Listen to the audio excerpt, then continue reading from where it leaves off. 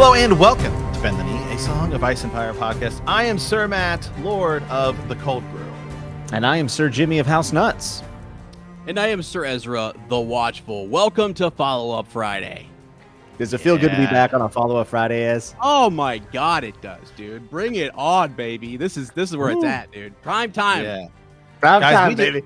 We just recorded, by the way, for those of you guys who have been listening. I know we had a ton of people sign up over there on Patreon. We just recorded what might be, honestly to God, the best episode of Bend the Knee ever. Okay, over on Patreon, it was great to just bust out the tin, and I mean, we went super spoiler, crazy theory stuff. Yeah, we're talking full spoilers, like complete spoilers. So know at your own risk. But yeah, we had to double down on that Damon Weirwood stuff because it might be like the key to everything. I mean, like everything, to be entirely honest. It could be like one of the most important things that ever happens in A Song of Ice and Fire, especially the showverse that they're building out. I mean, it was insane. I mean, it was like a whirlwind over there. Yeah. Yes, it was. And it felt good. The three amigos just shooting the breeze. I mean, maybe we'll have to see the feedback, but I know for us, it was a lot of fun. It was great. It was awesome. Oh yeah, I honestly think anybody who is coming in is really into the lore and wants to freaking know some stuff. You guys, or just wants to hear somebody speculate about. That was the best round table freaking discussion, dude, where we just went nuts. There was Weirwood left and right. There was 10 connections to Game of Thrones. It was possibly a snow show. I mean, guys, Matt literally pulled out a Weirwood freaking bow and almost just like, I mean, it's like, what kind of connection is that, dude? Like, that was deep. I heard Weirwood bows can kill dragons. I hear they can kill dragons, dude. That's what people think. God. By the way, real quick, just real quick on that note, Craig and Stark, the intro to this show, when you see the intro and you see they're kneeling to Aegon the Conqueror, he doesn't seem like he quite knelt. He doesn't seem like he knelt all the way. He doesn't seem like he bent the knee all the way. Yeah. And it might have been because mayhaps. So I just want to point that out because it's like, dude, I don't know, man. The North is pretty strong. So, it could be arthritis. It could have been. It could have been. Yeah. Woo. All right. Hey, well, real quick, Ez, because what did you think of this week's episode, man? Dude, I think I loved it. I mean, it's I heard you guys' reaction, and dude, I was with Matt. It's sad, dude. That was sad. That was sad. Because Rhaenys the queen that's passed over and everything. I mean, I love her, and she had a lot of emotion going on with Corlys and his bastards and all that kind of stuff, or whatever is happening there. And it's like that just seemed crazy to me. I have no idea. I knew, I guess, as a book reader that was going to happen, but it was just sad to see, dude. And she strapped up and said, "I'm going to turn back around and I'm finishing this." So stood her ground. That was epic, dude. And I just keep going back to, like, you want to see some just badass, awesome baller women go at it and just go do that. This is the freaking show, dude. Like, they're just, man, it is on another level. So that was pretty wild. I think the craziest bit from, like, the dragons are awesome, overpowering, cinematic. I think, Jimmy, you said something to the effect of it's like this dance of dragons in the sky, but then, like, on the ground, it's sort of like when they come down, it's just freaking chaos, dude. It's just like they're just stomping on people, and you're like, ooh, this is actually not so pretty as we think. The dance of dragons sounds pretty, but it's not too pretty when they come on the ground and blood is dripping out of their innards onto people. On peasants. Yeah. Right. No good. Right. But I think, like, Matt would know this just from our past together, like the idea, anything mystical, dude, this mystical stuff with Alice Rivers and stuff is insane. Is absolutely insane. So that for me was the most exciting bit, and just trying to go back and make connections to what's happening in the previous episodes and what we're seeing. Who is she and where is she connected to, which families, and all that stuff was fascinating for me. I loved it. I freaking loved it. I thought it was a great episode, and there's not been an episode that I really haven't enjoyed. There's been some better than others, but in general, it's another knockout season. So, yeah. I mean, this episode has been ranked as high as, like, I've seen like 9.7 on IMDb and some of these other places, which puts it up there with, like, I mean, there's a couple episodes. It's inside the top 10, but that's just Game of Thrones. That's like 3 episodes that are like 9.9.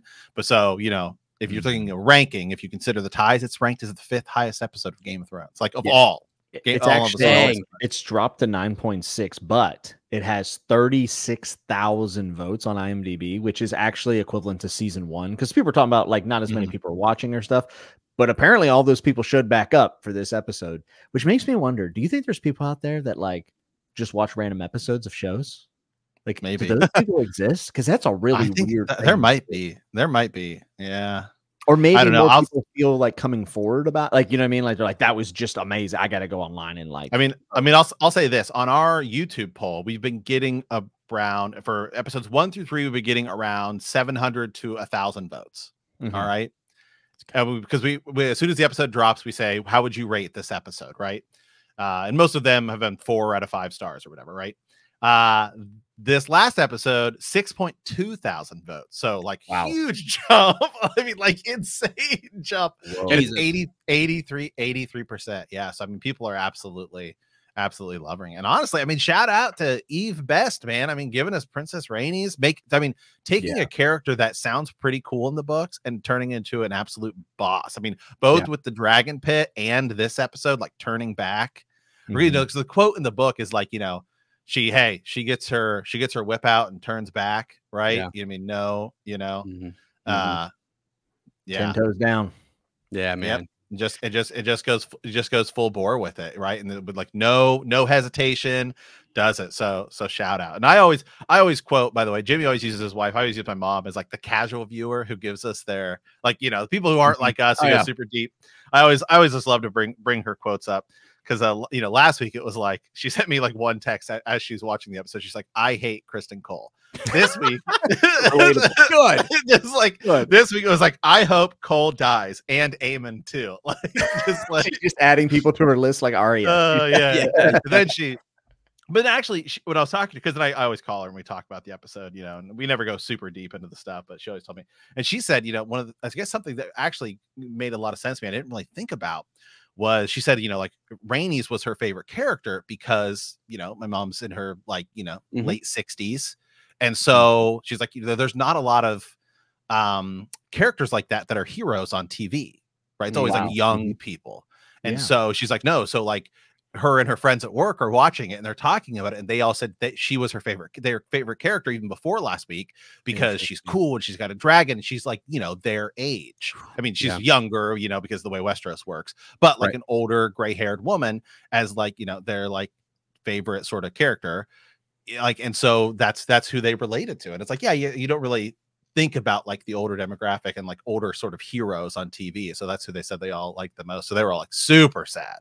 You know, I think the Song of Ice and Fire actually does pretty well with like an older generation of lady. Like Olenna Tyrell is literally one of the best characters in the main series. And even Tywin Lannister. I mean, super powerful. Tywin, presence, Catelyn. I know Catelyn is polarizing because of who she is and how she treats Jon Snow, but like still a great character. Yeah, even older women too, specifically. Yeah, specifically older women. I just think are very, very well done. I've always said that like. I would like to know more about George R. R. Martin and his mom's relationship because I feel like he really wrote motherhood into the series on purpose. But the show took Rhaenys and made her better. And that is one of the biggest praises. You know, we're going to go into a little bit of like Gurm. I feel like Gurm has some grievances with the show, but I also think that people are overlooking how much he has praised the show, specifically when it comes to the characters and the performances from the actors and actresses, like Helena Targaryen, obviously Viserys from season 1. I would even say Kristen Cole. Kristen Cole's a far better character here. You know, than in the books. And part of that's the nature of the book being a historical text.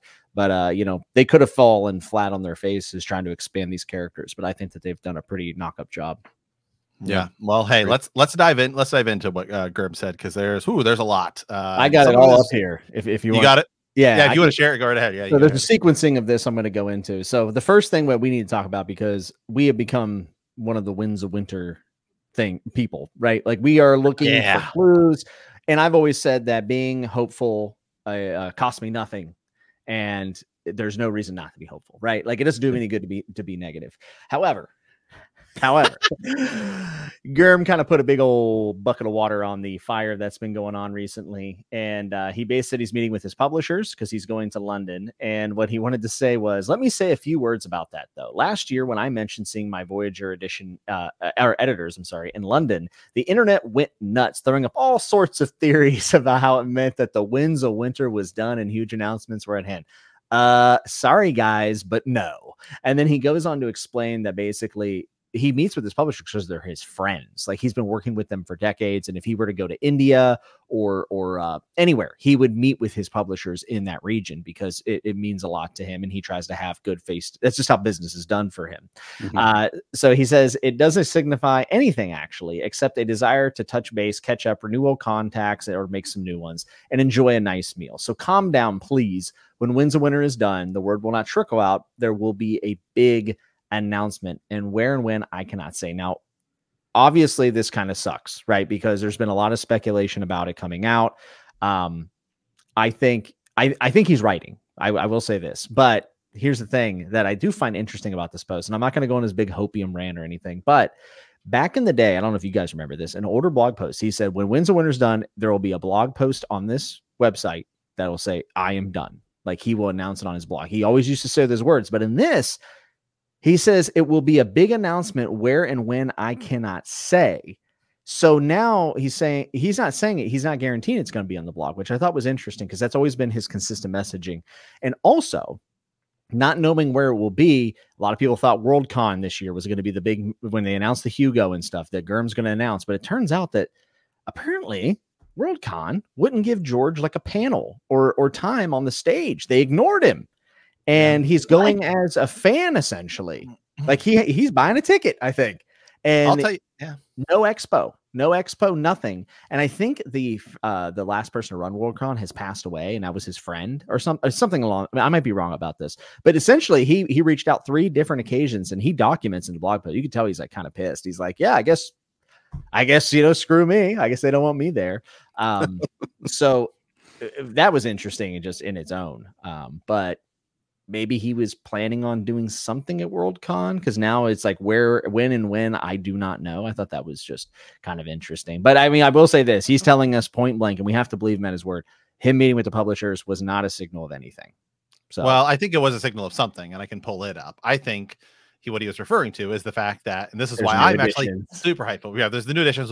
First of all, the artwork looks sick. Love it. Yeah. Okay.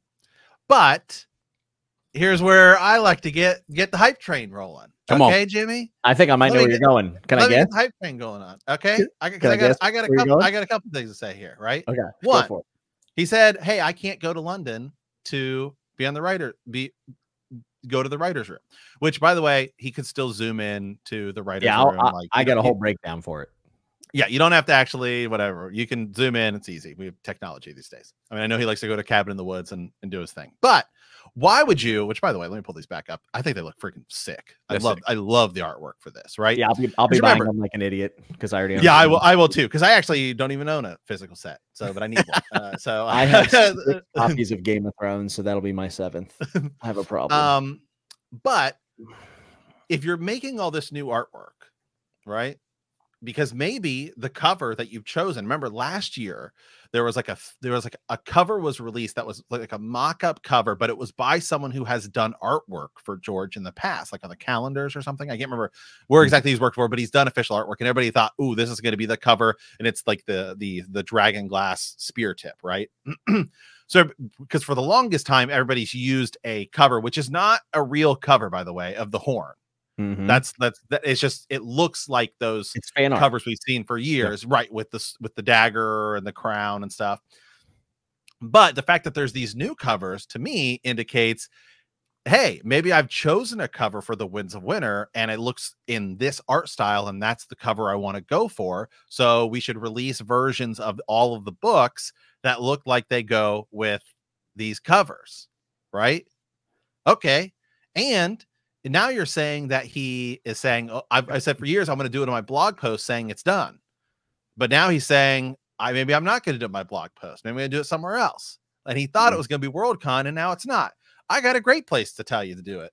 How about at the freaking Emmys? When House of the Dragon wins best series, George goes up and is like, "Oh yeah, by the way, oh my it's God. done." That would be. I mean, you get bigger than that. That would actually be insane. Because I mean, let's just go ahead and say it. The show that I thought was going to challenge Game of Thrones or House of the Dragon for best drama was going to be The Bear, but I don't know. I just finished it. I don't think it's going to win it this year. The Bear. A lot of people are kind of down on The Bear this year for what would potentially be like best drama. So, I mean, I don't know. I mean, I haven't watched anything else that I think is going to even come close to challenging House of the Dragon this year. All right, Matt, if you want me to give you guys some hopium, I'll give you some hopium. So you guys inject it. Listen, I'm just get it. I'm gonna get the belt out because Jimmy's got some freaking drugs coming right to the veins here. Okay. Juice. The cream rises to the top. Oh yeah. All right, so check us out. The last time they released a box set of Game of Thrones or Song of Ice and Fire was 2011, and there was only 4 books in it. And then directly following that, A Dance with Dragons came out with the same kind of cover type, and then they slammed it into the box set. So all I'm saying is the last time we saw a box set release, it was imminent that a new one was coming. I don't listen. Whatever. We'll try. That's likely. I think it's freaking likely. That's likely. Come on. What are you gonna do? Say, oh yeah, I'm dropping my new book and I'm gonna go ahead and use the same cover from what? Oh, let's remind people, 13 years ago.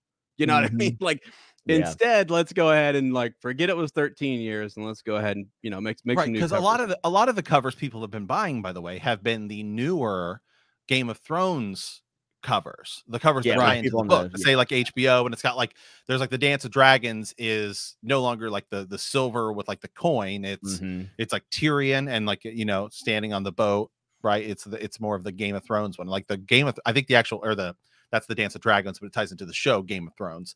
And then I think the actual Game of Thrones book is like the White Walker's face, isn't it? Something like that. I can't something like that. Remember. Yeah, but those are the Game of Thrones version cover books. At least what we get here in North America is because the rest of the world is different. Yeah. So one of the things, that kind of makes people feel good about this is that George is being absurdly active on his blog. Like we haven't seen him write this much in multiple posts in a week. Yeah, sometimes it's like we get one a month. Yeah, or sometimes it's a couple months. He went through that really bad depressive episode in January. We were all kind of like worried about him. But even whenever Game of Thrones went on, I went back and looked. He wasn't posting this much. Like it is actually crazy how much he's posting. In that posting, and this will all transition to some of the people are wondering how George feels about the show. Now, I want to preface this with he's given a ton of praise. I think he enjoys House of the Dragon. But like anyone, he's going to have likes and dislikes. And I think as the creator of this thing, I think maybe he feels certain ways whenever he sees things changed.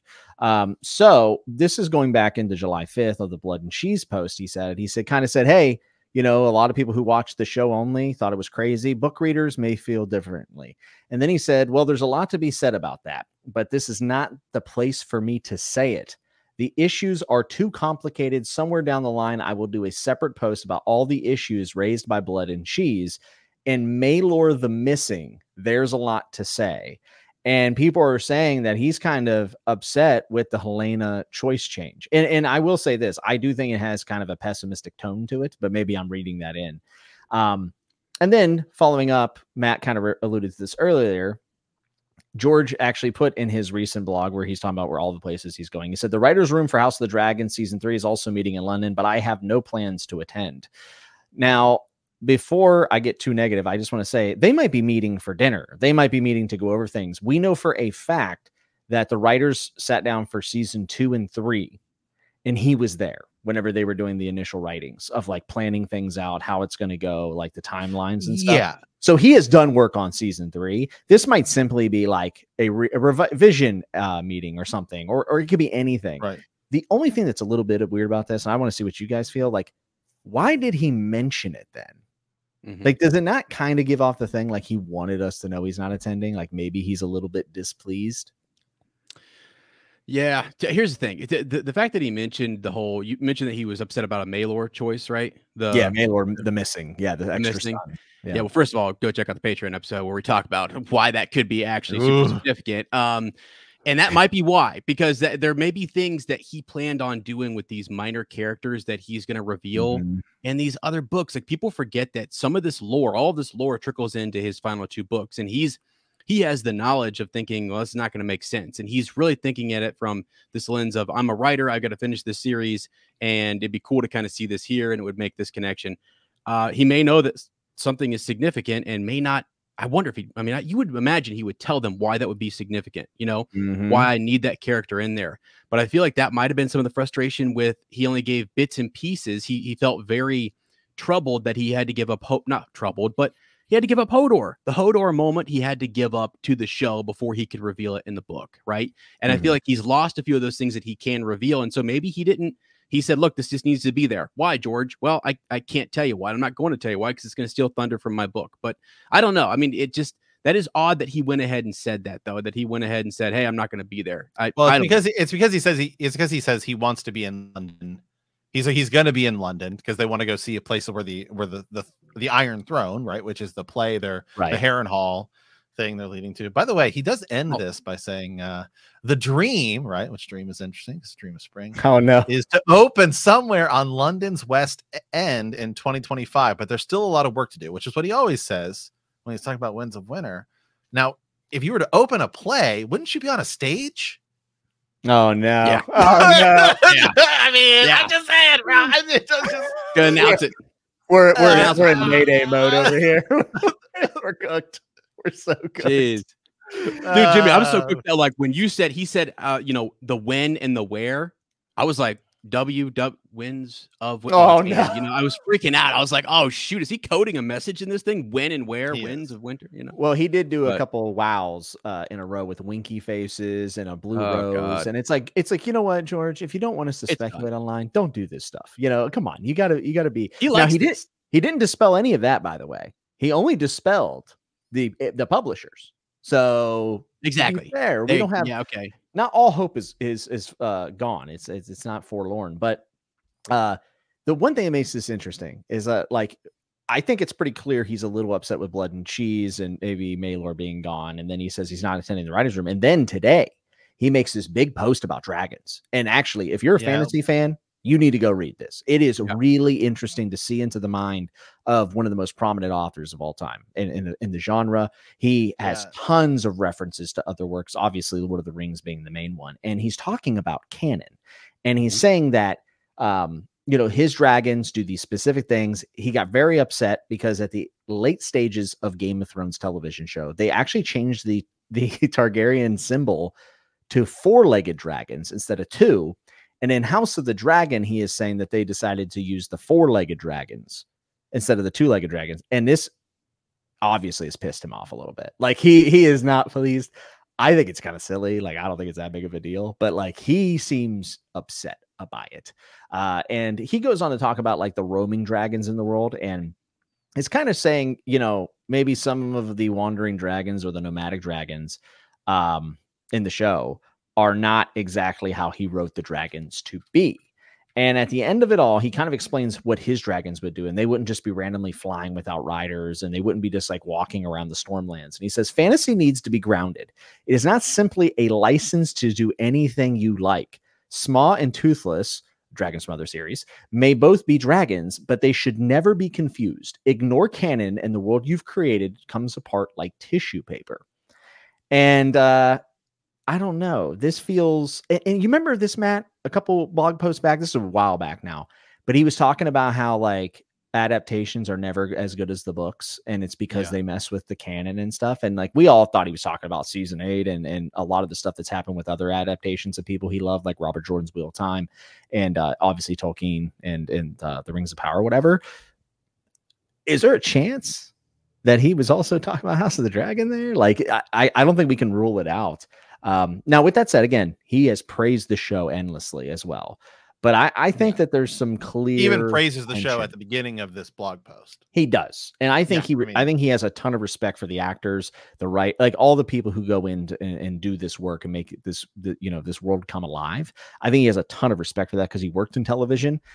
But I feel like creatively, he might be a little bit pissed off with them changing lore things. And I think you're right. I think it has to do with him saying, well, I was setting this up and now you know, the books are going to contradict this, or maybe Dunk and Egg show, we were planning on doing this and now we can't do it, or maybe he had an idea for Robert's Rebellion or whatever else, you know. Right. Well, but there looks seems to be tension. Yeah, it looks like in that post you're just referencing, I pulled it up here. It says, you know, like my dragons do not talk. They're relatively intelligent, but they're still beast. And right here's an important line: they bond with men, some men, and why and how. So the why and the how of that that will be eventually coming out in more details in Winds of Winter and A Dream of Spring. So, and that is the biggest thing about this post, because he has said the dragon bond in Fire and Blood. The Maester say anyone who claims to know how a dragon's bond works is a fool. And we've always used that as a way of like saying, guys, you know, this isn't something we need to worry about. But George is telling you right here that it matters, and he's going to explain it. Yeah. He's going to explain how it works, and he also hints that the Maester may not have. Does that mean John's going to ride a dragon in Winds of Winter or Dream of Spring? I think it might, or Tyrion, because remember Tyrion has the dream of riding a dragon and burning Casterly Rock, and we've all said that, like, well, how does Tyrion get on a dragon if he's not a secret Targaryen? Because we don't really buy into that. But this is saying that the bond is going to be explained. And now maybe there's a chance that the show is messing with that. And that might be what he's specifically taking him off about. Yeah. Maybe. I think it's cool. You know what? We don't. I think it's cool too. Here's the thing. We don't know what Tolkien I will say about adaptations. You know, we get to actually see how George feels about his. I think that's even if it's dissenting, I think it's still important to take it in, and we can have our own opinions. You know, we can still love the show. And I think he also still loves the show. I think he just has some things. He wants to clarify. Yeah. He's a little bit annoyed. Right. Yeah. I do, however, also want to bring up the fact that he he does drop the hammer a little bit on the very, very small percentage of people who I just love to drop the hammer on too. They're not dragons, they're wyvern. No one cares. Okay. No one cares. Okay. Because you always get those comments sometimes, and it's like 1% of people who are actually like, no one cares. The average viewer who watches this, of the millions of people, do not care about the difference between a dragon and a wyvern. Also, if they want to call it a dragon, that's what, if that thing showed up right in our world right now, people would say there's a freaking dragon. Yeah. They would not say, that's a wyvern. No, it's just because also, just real quick, if I were to create my own universe and I want to call them dragons in it, I can't. Like, you can create however you want. Right. Yep. Zombies are not exclusively that there's zombies in this type of thing and zombies in this. I mean, they can all be different. That's wild. Get them, Matt. I always see those comments and I always just roll my eyes and I'm just like, dude, no one cares.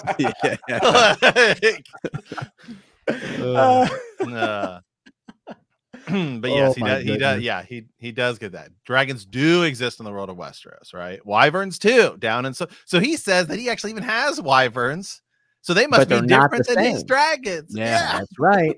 That's right, and maybe that's why he's mad about the two. For the people who are like, "What the hell is a wyvern?" People say that dragons with 2 legs are a wyvern, and a real dragon has 4 legs, right? Well, George doesn't like the 4-legged dragons. I can tell you that. Yeah, he was displeased with that banner. All I know is dragons show up in our real life in all the histories.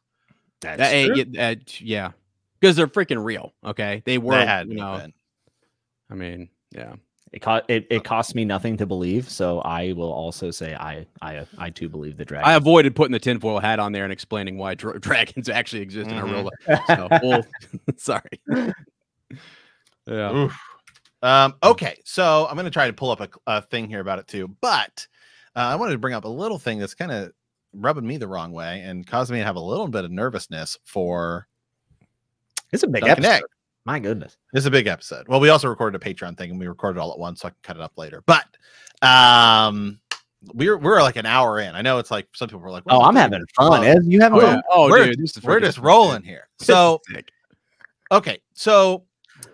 HBO, Warner Brothers, whatever, have decided that apparently some of the shows that are going to be coming out, they're no longer like HBO Max shows, and that they will show up on HBO and show up on Max.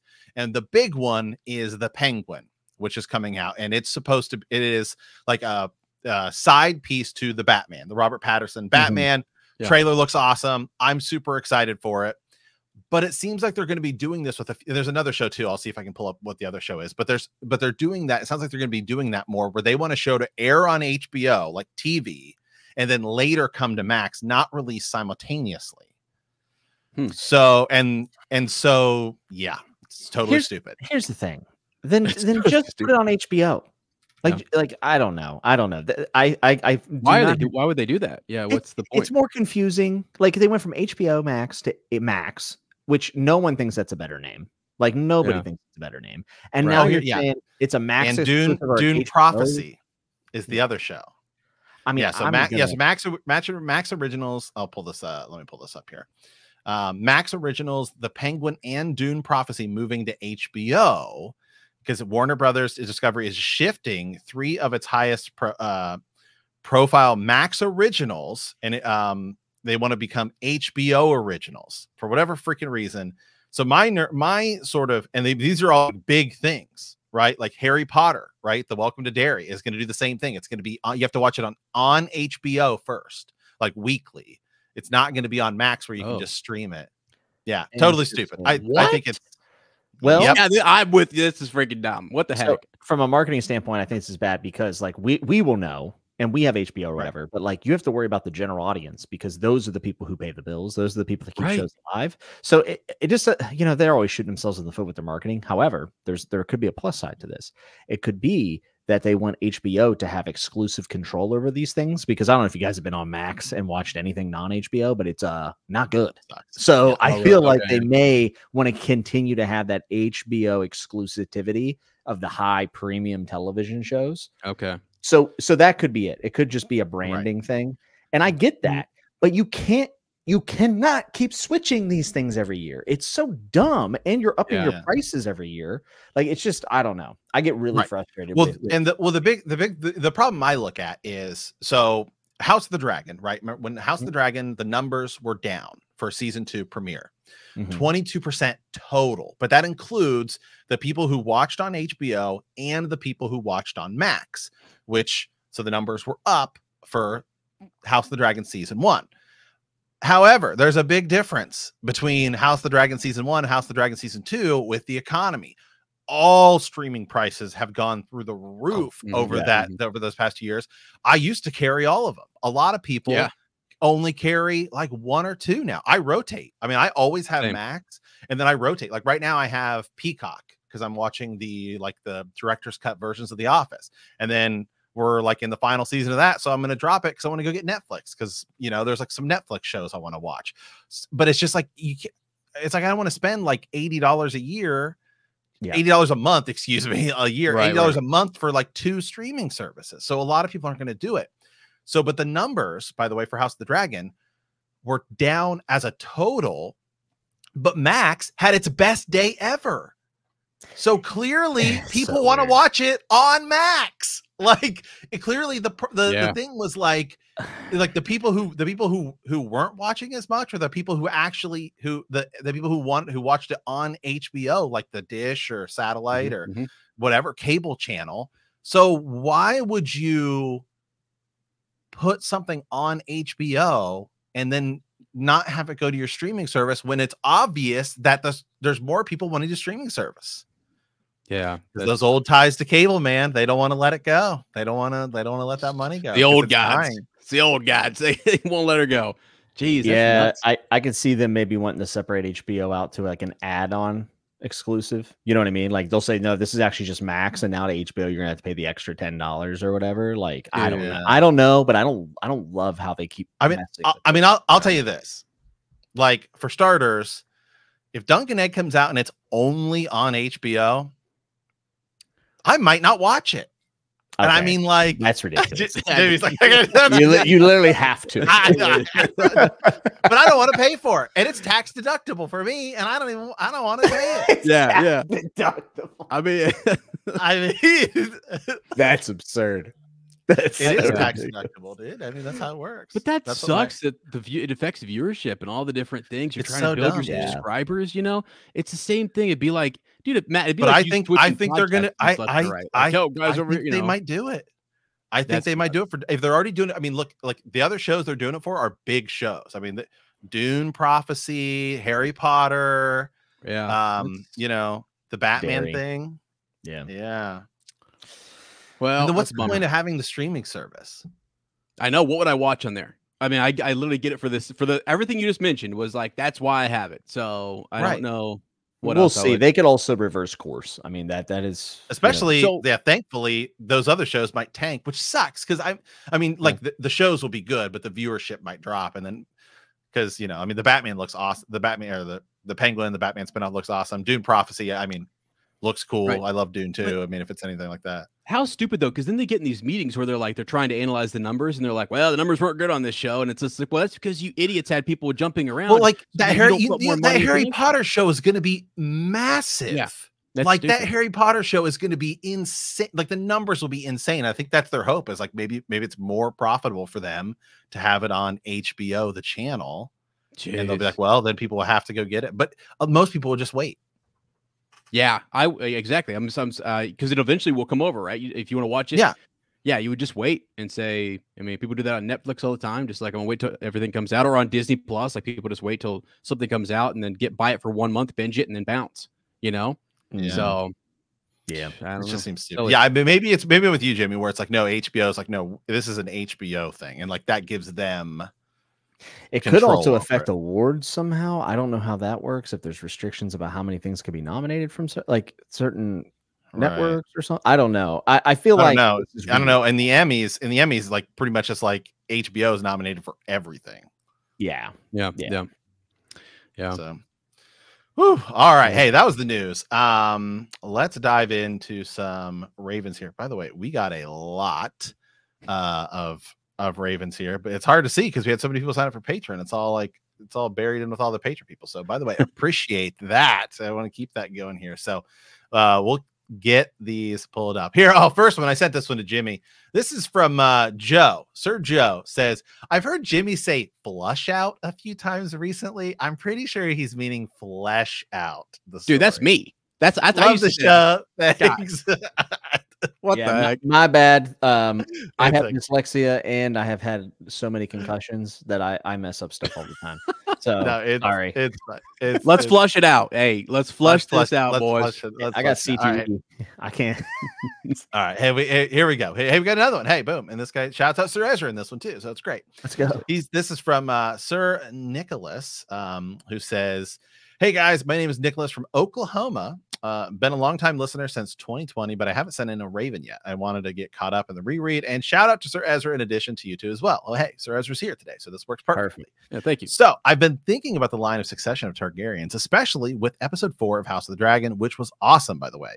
Do you think it's possible that Ned Stark has read Targaryen history, saw the tumultuous line of succession, and decided to say that, you know, according to the show, Lyanna and Rhaegar's baby was his? Like that may have been another reason, as like he was familiar with perhaps the Dance of the Dragons, and that's why he kept Jon Snow. It was like more he looked like also at the line of success.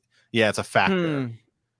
Yeah, I mean, I think so. Yeah, like the idea that like you're reading about it and knowing how crazy people would go over a Targaryen king. I mean, we already speculated in the main series that that's a big issue anyways, because they all just got freaking,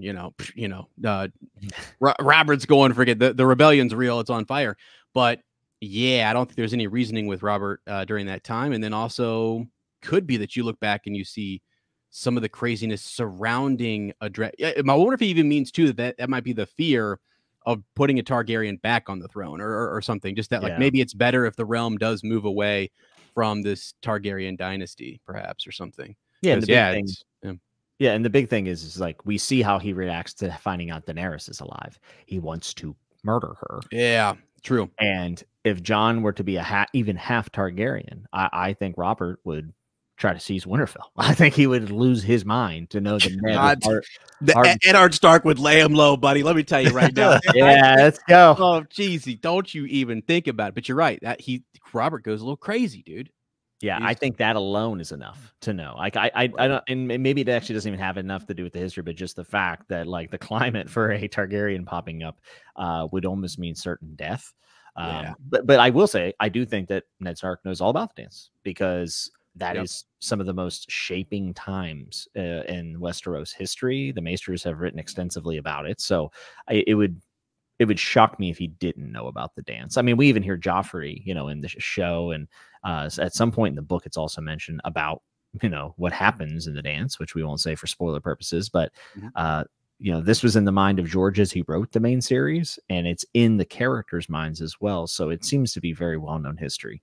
Yeah, I like the idea of them just, sitting around and growing up as even like a young Eddard Stark and learning about those things and reading about it and stuff, just because it's cool. They're reading about some of these great warriors and heroes and a time of dragons. It even to them seems probably magical and fantastical, right? So I like it. I think it's cool. Yeah. Yeah. Somebody brought up a question, and now I'm struggling to find exactly who it was that sent it, but asked about Robert's Warhammer and said, why haven't we seen it?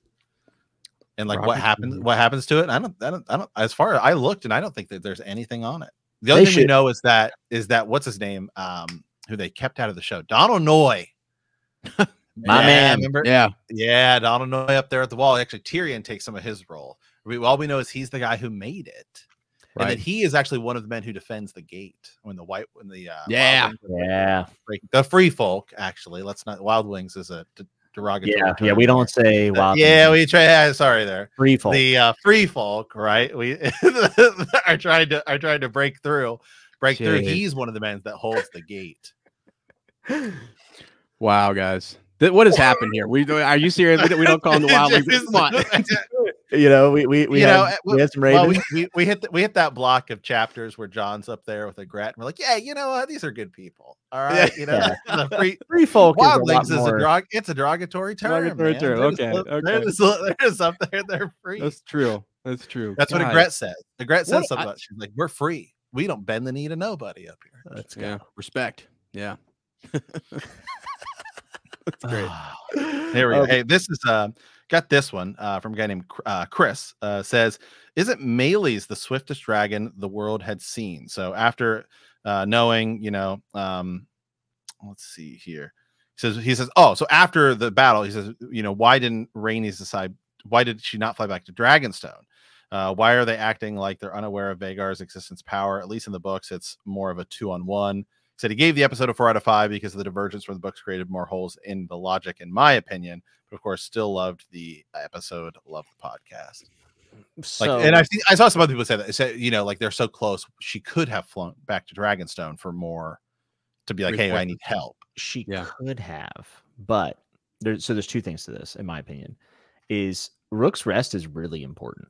Like, them getting any boots on the ground starts at Rook's Rest, most likely. Like they are locked in the Dragonstone. Now things are going to happen, and they, the conflict will resume.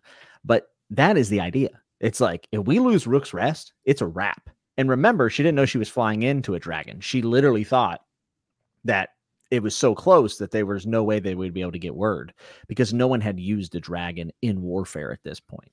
So it was supposed to be almost like a surprise attack in some ways from the Rhaenys perspective.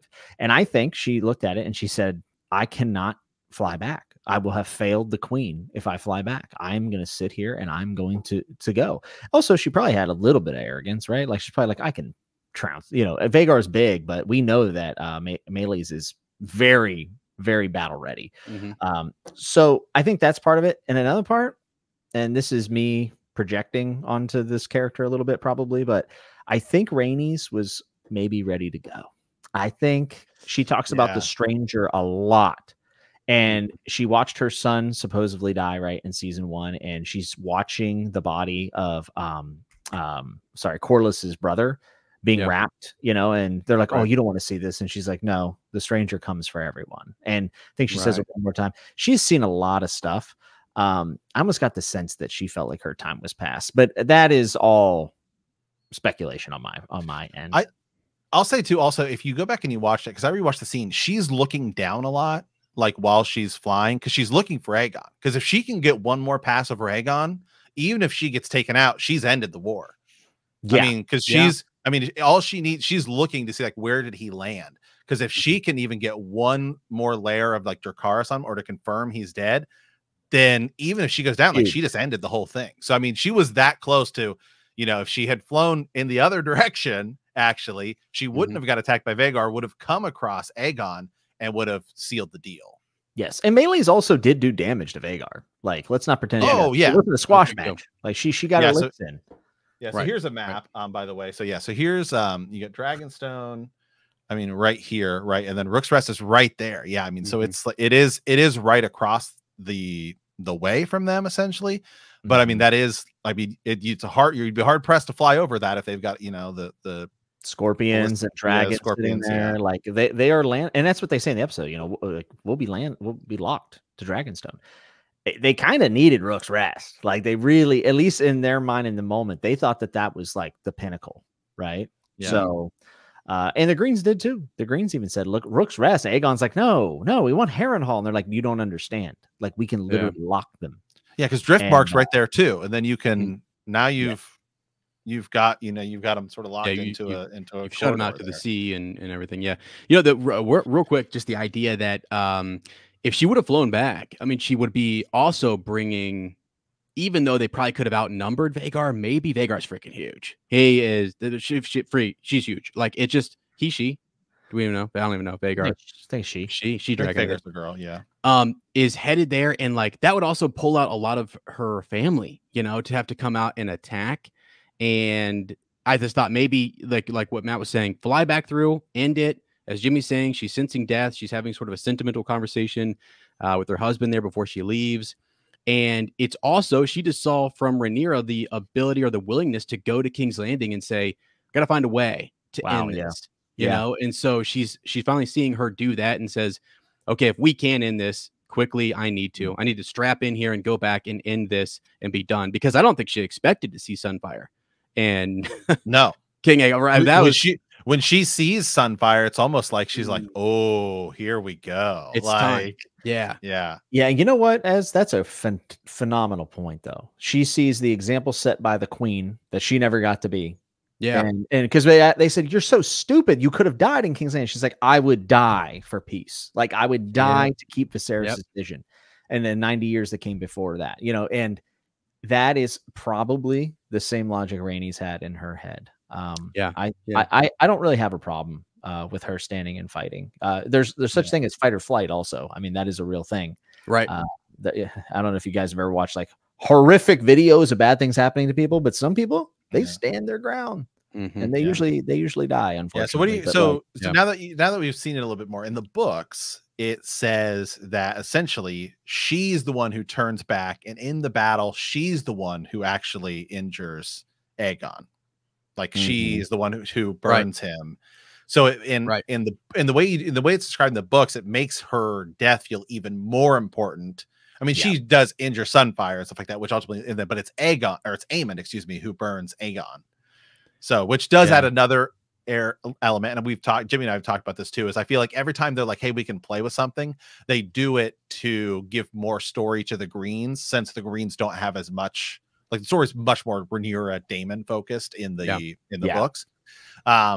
So yeah, I mean, now that we've seen it again, do you think, I mean, her ending still feels so heroic?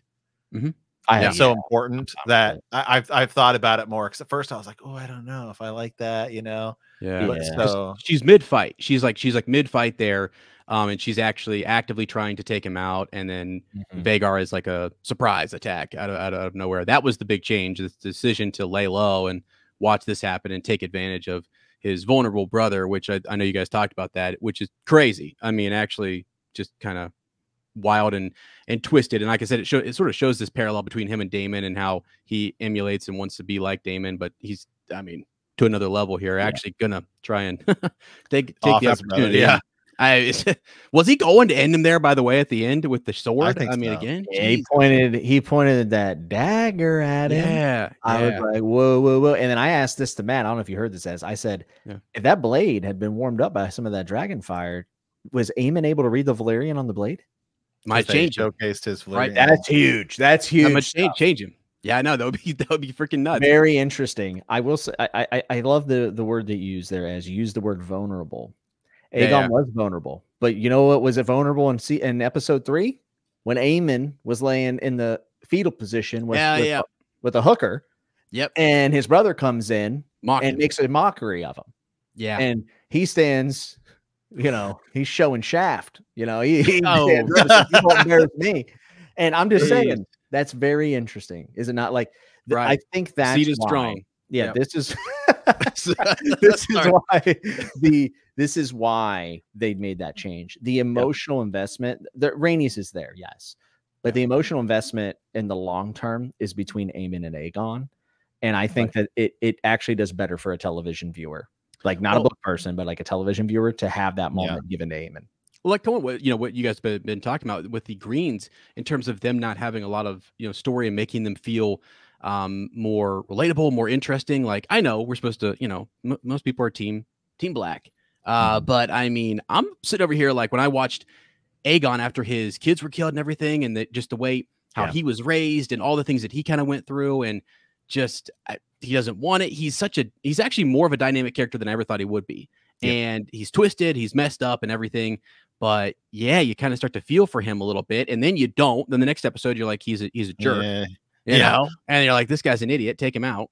I don't know, man. It's they've done a lot more stuff with the Greens that I really freaking like. I'm still team Allison Hightower, dude. That's my queen, dude. I love her.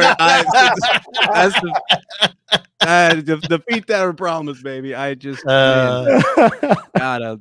All right, hey, here's another good one. We're gonna shift gears here and talk a little bit more about Alice Rivers, who we just did a big Patreon episode on. Yeah, by the way, who?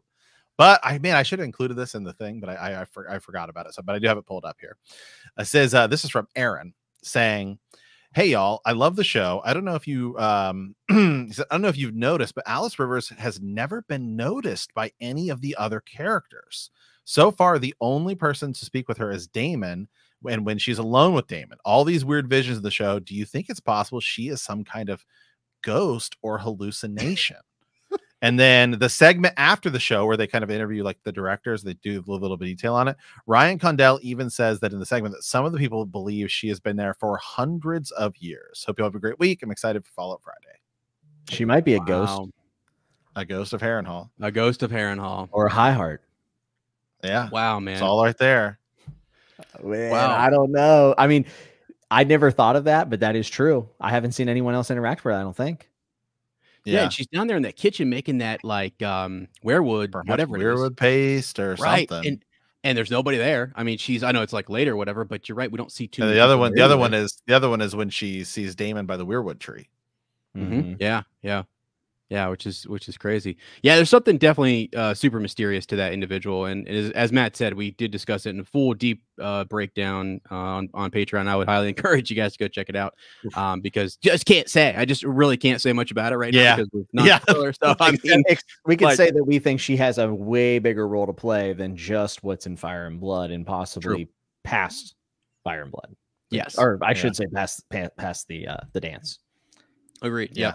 Yep. All right. Hey, here we go. This one's for Ez, I believe. This is from Michael or Mike. He goes by Justice for Team Green.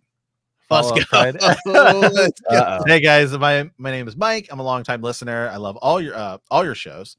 I just want to say your content is a major part of the reason I read the main series after Game of Thrones season 8 ended. Awesome. Well, thank you. Awesome. Says I want to get your all's opinion on what House of the Dragon has changed from Fire and Blood. I want to start off by saying I love the show. I've only read the main series in Dunk and Egg, so I have not read Fire and Blood or anything else related to Dance of the Dragons.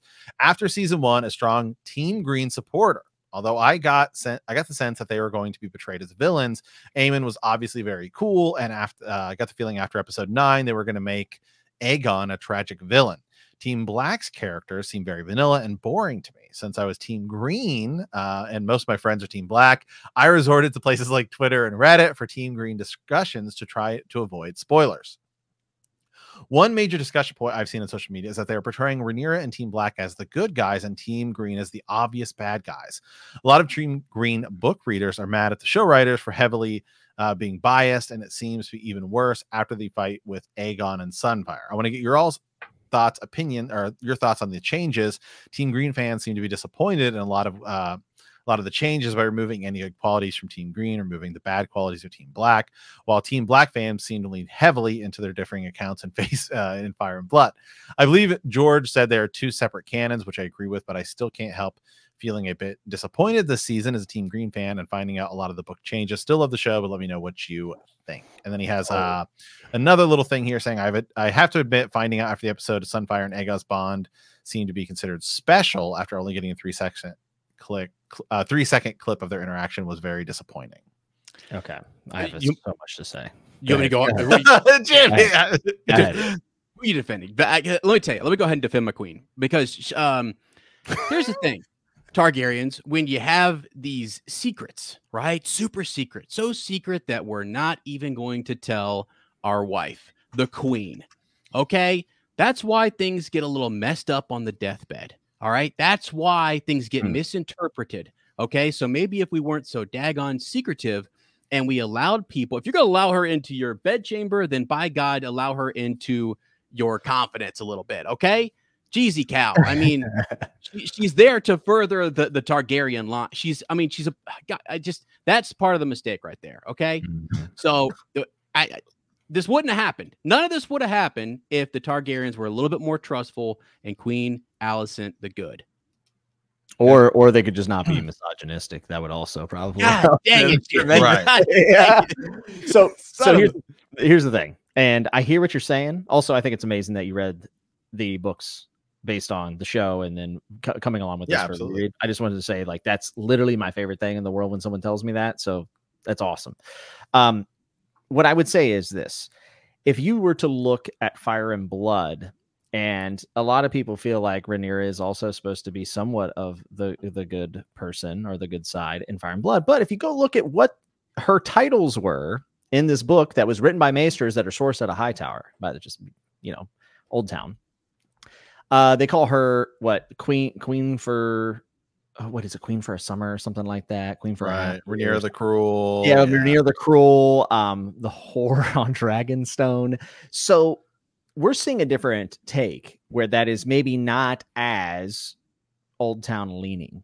Okay, so I think that's worth looking at. But also, I don't think that this show has done a disservice to the Greens unless if you lack empathy, which unfortunately on Twitter and Reddit, you're not going to find people that are taking this into consideration, thinking about it, from all sides. People like to dig in their heels. I mean, that's essentially what this person has done, right? Like they're saying, I went and I tried to find some Team Green people, we've got to get on our sides and yell at each other, whatever. Right. But if you actually take a look at it and you extend your empathy to some of the characters, I think Alicent's an extremely sympathetic character. Let us not forget that Otto Hightower has put her in this position. And yes, she is responsible for her own actions, but we are seeing a conflict within herself where if you're able to extend your sympathy towards her, I don't think that she's wholly a bad character. If you're not invested in sides, I think Aemon, we just explained how Aemon is extremely well-rounded.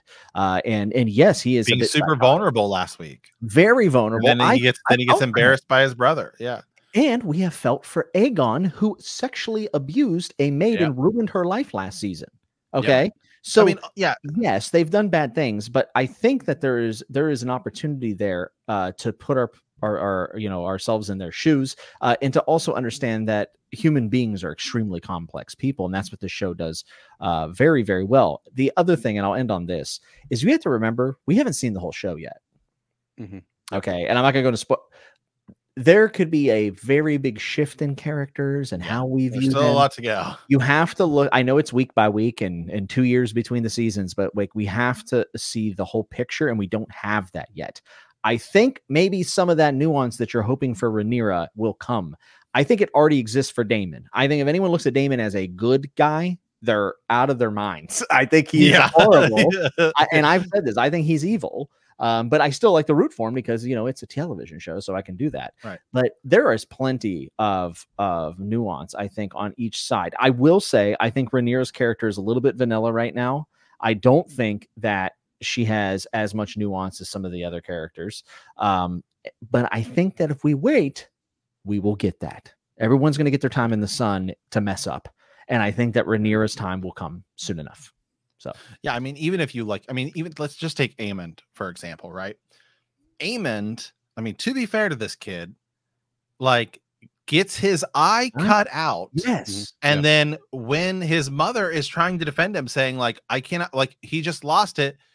His father's like, well, you know, I mean, what are we supposed to really do about it? I mean, like, the kid just lost his eye. Like, the kid just lost his eye, right? And he's like, well, you know, I don't know. Hey, and if anybody, and the whole deal is that that Aegon actually stands up for him in that moment, by the way, and is like, yeah, it's because everybody knows Rhaenyra's kids are not, you know, Valerians, they're Strongs. And he's like, if anybody else speaks anything of it, like, that's it. I mean, right. And it's supposed to be about Aemond losing his eye, right?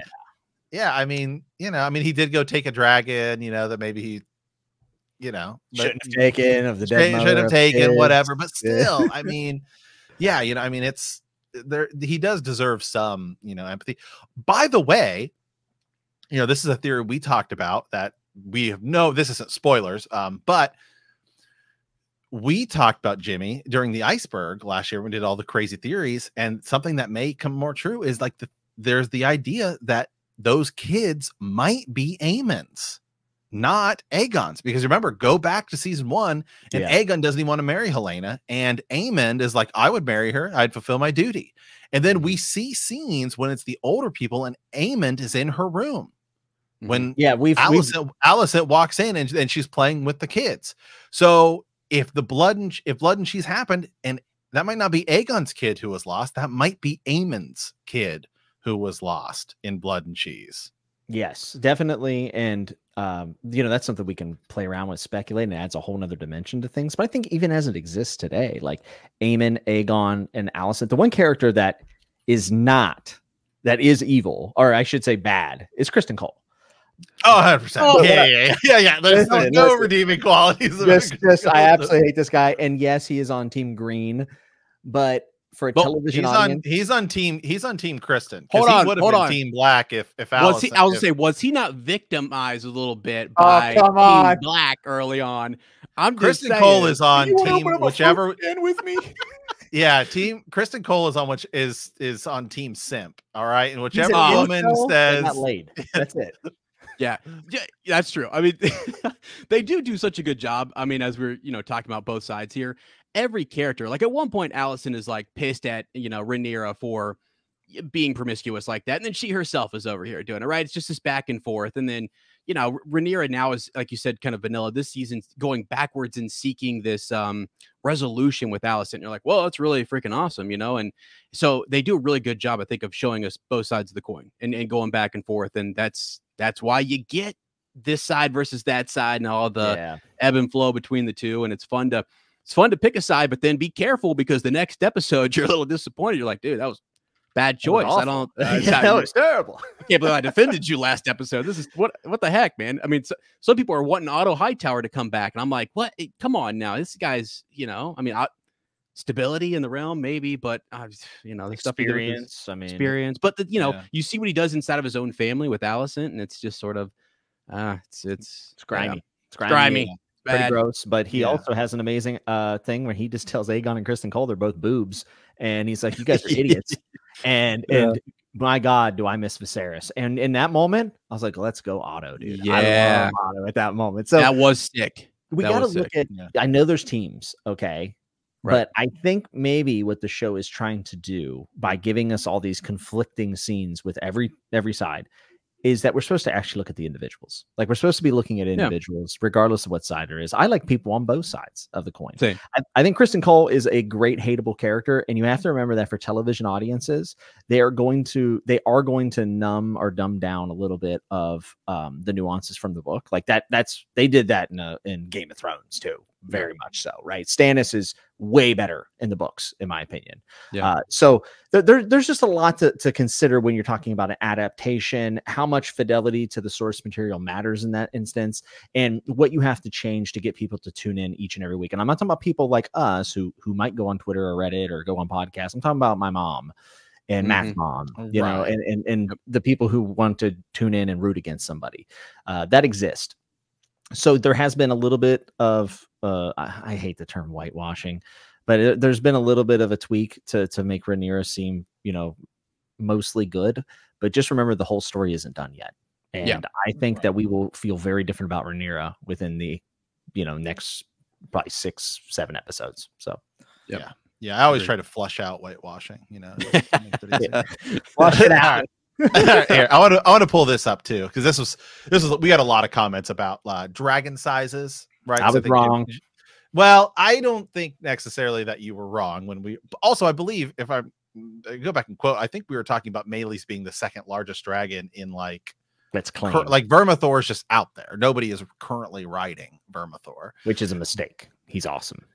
He is awesome, and he will get a dragon rider. I think perhaps maybe even this week. I think the Dragon Seeds, by the way, is going to be. Not major spoilers, but I do believe Dragon Seeds is coming soon. So anyway, so I wanted to pull this chart up because I did a bunch of digging to see if there are any official breakdown of dragon sizes, and it turns out that there are not.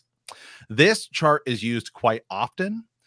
It's a fan estimate. There is no official dragon size comparison. And in fact, everything I could find in my reading shows that a lot of times actually when they talk about dragons being larger than the others, they simply just use the words like bigger or a quarter of the size. But there is that's all it says. It doesn't say like if that is length and width or if that is like weight. So, like a dragon could be the same size but way more, so it's more round. But that's so I mean, obviously we know that some of the dragons are like just bigger in general, and then even down here on this chart, it says based on a dance with dragons, like Drogon, Rhaegal, and Viserion are like some of the smallest ever, which we do know, but the show actually makes them bigger than they are. Like, and some people have done breakdowns to be like, well, you look at Drogon's head standing next to Jon Snow, Kit Harington is X tall time, and like sort of space it out to try to figure out, because some actually breakdowns of the showverse, I've seen other charts, but this one is typically the one that's used mostly on Reddit and like a lot of YouTuber theories and stuff like that. Say that actually like Drogon is probably in Game of Thrones the size of like a Meleys or like a Cyrax. Like that's how he's reached that size towards the end of Game of Thrones, but there is no official size thing that exists at all. Okay, it makes me feel better. Yeah. But yes, by all accounts, Vermithor is bigger in some regards to Melee, but I don't know. A lot of people just brought it up in the things, and I was not. They're big guys. Of it. They're all big. Are huge. Yeah, I mean, and Rhaegar's huge. Yeah. And it's my fault because I'm the one who is stating it like fact. So I also, but the way I interpreted what you were saying was that Meleys was like the second largest claimed of the dragons claimed. Yeah, which currently the only claimed ones, would be like Vhagar and you got Craxes and Meleys. So yeah, you weren't. They're all big, dude. Yeah, they're all big. Yeah, it's a good way to put it. Yeah, they're all big. They're all big. So, okay. So now I'll pull up the YouTube thing here real quick, and we can just dive into because we got a bunch of comments on all the videos and everything, and somebody's left us a big one. He's like posted it 3 times, and I keep missing it, so I want to try and get that brought up here. But okay, that's episode 3. 1 second here. Let me pull up episode 4 review here. Halfway through the season, which is just wild to think about. That makes me sad, actually. It does. It makes me sad too. This episode reminded me of. This is from Tay Queen. This episode reminded me of Alicent in the last episode telling Rhaenyra, "Aemon, you know what he is. Both factions know this is a monster unleashed." They're saying that of Aegon. Of Aemon. Oh, of Aemon. Oh. Okay, of Aemon, yes. I thought it meant Aegon at first, and I was like, I think Aegon is not a monster. Aemon, he might be. He might be just that. Yeah. I wonder, this is from Chilled Kiwi. I wonder how Aegon, if he survives, will deal with knowing that Aemon tried to kill him. Also, that sequence with the prophecy and the riders getting ready was beautifully edited. Yes, it was beautifully edited. That is something that is going to be interesting to see, is the fallout of Aegon and Aemon. Yes, I mean, don't you guys think that he's just going to be terrified of him? I think so. Yeah, it could be. I mean, it's. I wonder if he's able to. You know, I don't want to. I know we're not doing any spoilers or anything, but would he be? I mean, terrified or pissed, right? He might be one of the two. I would imagine like if he's able to. We don't know his state. We don't know his condition, and so we know he's burned up pretty bad. But is he going to be able to recover? How long does he take? All that good stuff. You know, is we'll have to see next episode what they do. But yeah, I think he'd be absolutely ticked and maybe terrified. He did back down in that small council meeting, right? He really did back down when they started speaking Valerian. So I think he does fear his brother in that regard. So yeah. We got a lot of people saying stuff about the jump. How did Vhagar get the jump on not one but two dragons? I mean, how's Vhagar so sneaky? I saw a really good breakdown of why they wouldn't be able to hear Vhagar. I can't remember. It might have been Fantasy Haven, or it could have been David Lightbringer, but they were basically saying that because Vhagar is so big and his wings are so big that he doesn't have to flap them as often. So he can actually like flap once, cruise really low to the ground, and they can't see him or know he's there. And then obviously he was over the cliff, right? Yeah. So Rhaenys is probably going to do the once around. I saw more people upset because it was like again, right? Like they just did it again. But I didn't have a problem with it. Yeah, no, I thought it was cool. I think he's huge. Yeah, she's huge. Yeah. And then we said this too. This is from looks like Lauren here saying, even though I knew it was coming, it still killed me to see. Not ashamed, but it made me seriously tear up. Yeah, same thing with Rhaenys dying. Man, I knew it was going to happen, dude. When she looks back at Rhaenys, Meleys looks back at Rhaenys like, "This is it," and she's like, "Yeah, is it?" Like, yeah, I saw somebody else post something about it, and it's talking about the way that Meleys looks back at her is almost in a way like, "I'm sorry," as if like it was my fault. It's like, bro, I can't handle that, dude. Knock it off. No. Oh my god, bro! It reminds me of the scene in it's much different, but like in I Am Legend with Will Smith and the dog. I cried like a baby during that movie. I get the same. It's why I had such a hard time trying to read what Assassin's Quest, man. Or oh god, yeah. Robin Hobb's not very nice to animals. Yeah. Once he kicked the dog out, I was like, dude, I can't. It's hard to do. Yeah. And I've seen somebody else talk about that too, talking about how, you know, we've already the preview for next week. We know they're going to drag the dragon's head through the streets, right, and sort of parade it around similar to the way they do. And talking about actually how like I think that actually was whose dragon was it? It was whoever's dragon it was before that. It's like that's still one of your ancestors' dragons. Like in a way that's kind of disrespectful, you know. Well, they call it a traitor dragon, as if the dragon made the decision to turn back on these artificial factions. I mean, it's just now that, by the way, that does make the Greens look really evil. I gotta say, like, it does not make them look great. That'd be like, you know, killing someone's dog and parading it around on a little red wagon around your neighborhood. You know, this guy, Scammy Jammy says, I felt bad for Sunfire. I did too. Poor Sunfire. I felt bad for all the dragons. Not his fault. And then Sunfire has like his tail wrapped around like Aegon, like trying to protect him when he's on the ground. Oh, jeez. Dragons, feel bad for all of them. All right, this is the one I was thinking of. So this is from College Chemistry Tutorials, which, by the way, I looked at your channel. Just keep doing what you're doing, man, because your channel will be big one day. I know he's like, I think it's like 900 subscribers, but like, I don't know anything about college, but tutorial videos, those blow up. So just keep plugging away. Love it. Sir Matt and Sir Jimmy, I'm rereading John 1 of A Dance with Dragons and came across this Melisandre quote. John meets with Stannis, then Melisandre, and John exits the King's Solar, and she tells John, when I gaze into the flames, I can see through stone and earth and find the truth within men's souls. I can speak to kings long dead and children not yet born and watch the years and seasons flicker past until the end of days. It gave me a pause. Do you think this could play a role in House of the Dragon? I'm not saying Melisandre is Alice River, but mayhaps Alice Rivers has a similar power. By speaking to kings long dead, these characters with this ability may know of Aegon's dream. Also, the fan of me was hoping Patty returns in a vision as well, essentially. Great work and always can't wait for follow-up Friday. Next episode. Cheers. Does she have weirwood powers?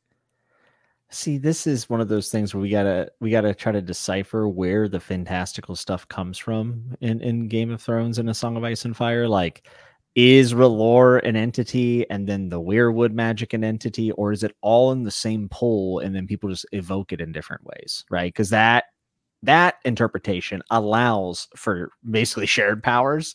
You know, you might have one person that's really into the old gods, one person's into the Lord, one person's into the stranger, but they can all accomplish the same thing by almost by accident, right? Like they have rituals that end up working. So it just depends on what your belief is of where magic stems from in the world. Yeah. Yeah, I got we did talk a little bit about that kind of stuff in our Patreon episode, but yeah, I do think there is something going on with Alice Rivers that is like much bigger, connected to old gods, magic. Could be a huge. It's all connected. It's all connected, man. It literally freaking is. And actually, Jimmy, like I've always subscribed to the idea that it's blood magic, dude, or it's something that everybody can tap into. And so, they have connections, they have their own cultures and historical kind of origin points that affect how they storify it or how they talk about it, but yet it is somewhat connected, and there's similarities between a lot of the different powers and stuff. So yeah. Rhaenys and Meleys got a lot of kills in at Aegon's coronation. Right? Then at the Battle of Rook's Rest, Team Smallfolk. Jesus. Small folk will have their day. That's all I'll say. Yeah. Dang. Continue on here. I had the same thought about the dagger. Alice is also rumored to be a woods witch. Let's see here. Yeah, you said you brought up her accent a little bit. Somebody else brought that up here too. My first thought when I heard Alice speak was, "Where's this girl from? Downtown Manhattan." Yeah, I did say I love the casting, but I thought that the dialogue was like her accent kind of threw me for a loop. I couldn't figure out what was going on. But maybe it was just a soundstage thing. I mean, that could absolutely be it. I need to see her again in this episode. By the way, I don't know. Do you guys think we're going to get a bunch more Harrenhal stuff? Because like they were showing Daemon doing anything other than apologize to his wife. You know, trying to fix this old castle. He's like, I ain't going back. I ain't saying sorry. And he's Damon's just Bob the Builder over there at Harrenhal. All right, well, let's just you know what it kind of reminded me though of? It kind of reminded me of Amityville when the dude's chopping wood behind the house, just going crazy. I kind of got that vibe from Daemon in the preview, him chopping. I'm like, oh, is he gonna like just start literally losing his mind? I mean, yeah, it seems like he is. I mean, I wonder too if even like this is just speculation, nothing spoiler, but it seems like he's being controlled. Maybe he does want to go back but I think starting he's to fall into. I think he's drugged. Yeah, that's why she's got him staying there, right? I mean, maybe staying there. Like that's why he's they're just tacking up boards and trying to rebuild. So, and he drinks her little potion or werewood paste, whatever it is. Why would he do that? Earlier, he was like, I did see that. Somebody was like, hold on a second. So he's like, these peas might be poison. This brew, this like woods witch is giving me. Well, all right. Her peas. Yeah, her peas. Yeah, I mean, but he immediately sees his dead wife after that in a meeting, a very important meeting. And it's like, she's clearly having a negative impact on him, at least diplomatically. Yeah. So maybe she is gaining control of him. Right. Yeah, it could be. Maybe she wants him to repair Harrenhal because she's hoping to fit in there one day. Yeah. Woo. All right, guys. Wild. Banger. All the thoughts, all the theories. Woo! This is a big episode. We also recorded that Patreon episode. So for us, we did it back to back. So we just did like 2 hours of recording here. Woo! Feels like we're in the thick of it right now. You know, it does. Ah, man, awesome. Well, hey, as always, thanks for coming back on, man. Dude. Where can people find you on the internet these days? Yeah, I'm right now talking about the worst show on the internet. It's called Star Wars Acolyte. We better be careful. We might get demonetized. Oh, sorry about that. My bad, dude. I just ruined the show. Sorry. So I'm over on. You can check me out at YodaStew77 on Instagram, over on the YouTube there. But my God, I'm not having as good of a time over there. Right. So I appreciate being able to come over here and talk about a show that's worth talking answer me about. This as. It's like I thought that nerds were afraid to watch shows with strong female lead characters, which is why people don't like The Acolyte. But right, I mean, does House of the Dragon not have some great strong We're female talking lead dude, character. dude, We spent the entire time talking about how awesome Randy That's is. it. I know. It's like you have sci-fi nerds and fantasy nerds are way nerdier. Okay, they're playing, D&D and stuff, right? Which is freaking awesome. But I mean, this show is rocking it. Whereas that show is just not sometimes just a bad show. So anyway, hoping to have Matt on for the finale hip hop, there. modern day hip hop and Star Wars. It's a joke, but still, we'll talk about the originals over there at some point. So if you hear that Ezra's talking Star Wars and you're like, I'm out, well, we'll be talking about other things that are better right now. Right now, this show just kind of blows, but doing that, and then also sorry, still talking Harry Potter over with my wife on Show Cottage Radio. So if you guys want it, that's always chill, real chill and magical. So come check that out. But thanks for having me again, guys. It's freaking awesome. Go check out that Patreon episode, because I'm telling you right now, that was some deep, sweaty, tinfoily. That was everything you wanted to be. And I'm telling you, go check it out. It was freaking sick. Yeah. Awesome. All right. Well, hey, as always, guys, we want to thank you for playing the Game of Thrones. In our next episode, we will be discussing House of the Dragon, episode 5 of season 2. And if you like our podcast, don't forget to subscribe, like us, write a review, leave a comment, or send us a raven at btkcast@gmail.com or bendthekneepodcast.com. We'll see you next time. And remember that winter is coming.